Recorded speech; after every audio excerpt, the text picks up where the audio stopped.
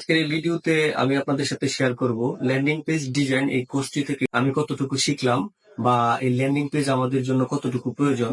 তো ল্যান্ডিং পেজটা আপনারা কেন করবেন সেটা যদি আপনাদেরকে আমি একটু বলি আমার ব্যক্তিগত অভিজ্ঞতা থেকে, সেটা হচ্ছে আপনারা যখন অ্যাড রান করবেন তখন হিউজ পরিমাণে মেসেজ আসবে। তো দেখা গেছে 100-150 মেসেজ আসার পরে 1-2টা সেল হবে। এখানে যে আপনার যে কনভারসেশন করার জন্য আলাদা একটা লুক রাখতে হবে, তো সেটার জন্য আপনি ল্যান্ডিং পেজ যদি করেন তাহলে কিন্তু খুব সহজেই আপনার এই যে মেসেজিং এর একটা প্যারা থেকে মুক্তি পাবেন এবং খুব সহজেই আপনি অর্ডার গুলা পাবেন। ল্যান্ডিং পেজটা ক্রিয়েট করার পরে একটা ল্যান্ডিং পেজ কিভাবে আপনার অ্যাড অ্যাকাউন্টের সাথে কিভাবে অ্যাড করে আপনি অ্যাড রান করবেন, তো সেটা রান করার জন্য একটা পিক্সেল লাগবে। একটা পিক্সেল কিভাবে সেট আপ করবেন এটাও ওনা ধরে ধরে আমাদেরকে শিখিয়েছেন। এখানে আপনার টেকনিক্যাল বিষয়ে এত হিউজ পরিমাণ ব্যবহার করে নাই, ওরা জাস্ট হচ্ছে যেটা না হইলেই না এরকম হাতে ধরে ধরে অল্প কিছু নন টেক পার্সন যে কেউ ওনাকে ফলো করে ল্যান্ডিং পেজ তৈরি করতে পারবে। আলহামদুলিল্লাহ আমার স্ক্রিনে দেখতে পাচ্ছেন আমি নিজেই আমার এই ল্যান্ডিং পেজটা ক্রিয়েট করেছি। অলরেডি আমার এই ল্যান্ডিং পেজের থ্রুতে অ্যাড রান করেছি। আলহামদুলিল্লাহ সেলও আসতেছে। খুবই অল্প অ্যামাউন্টে আমাদেরকে একটা ভালো কিছু আমি পেয়েছি ব্যক্তিগতভাবে এবং বলতে পারি।